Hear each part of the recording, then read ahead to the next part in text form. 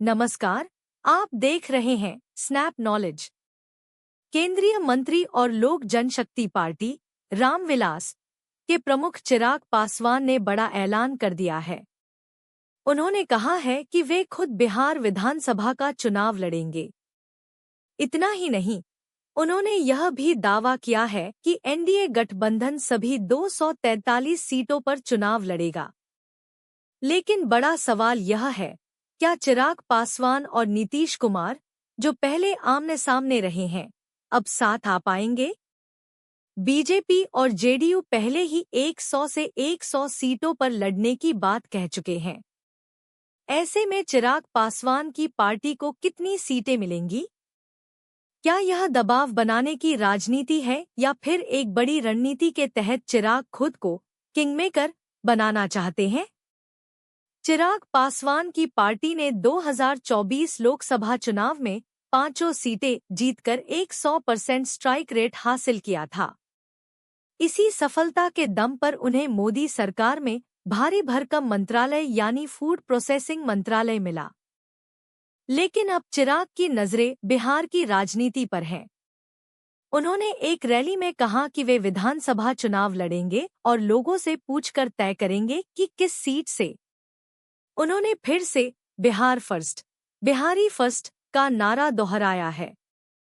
यही नारा उन्होंने 2020 के चुनाव में भी दिया था, जब उन्होंने जेडीयू यानी नीतीश कुमार की पार्टी के खिलाफ उम्मीदवार उतारे थे, जबकि वे खुद एनडीए में ही थे।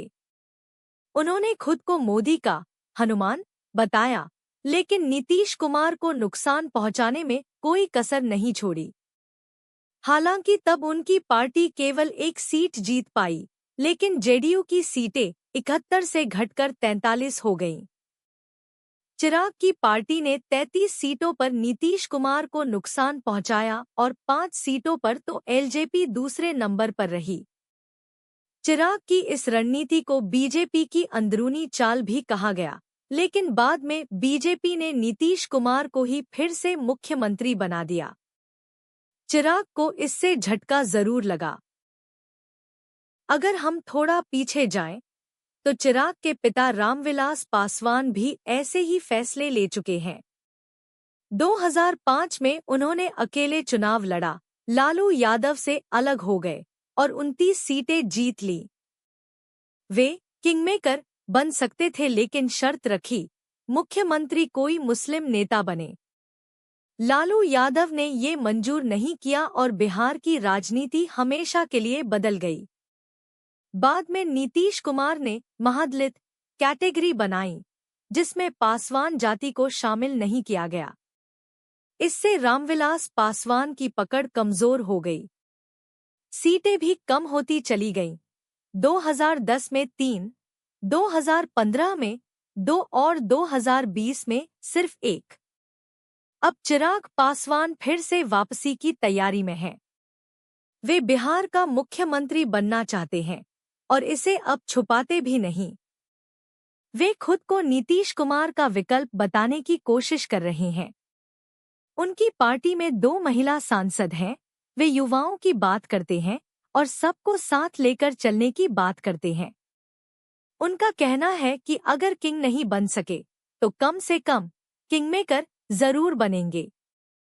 अब देखने वाली बात यह है कि क्या एनडीए उन्हें उतनी सीटें देगा जितनी वह मांग रहे हैं। अगर नहीं मिली, तो क्या वे फिर से अलग राह चुनेंगे? आपको क्या लगता है, चिराग पासवान का अगला कदम क्या होगा? कमेंट बॉक्स में अपनी राय जरूर दें। देखते रहिए स्नैप नॉलेज। धन्यवाद।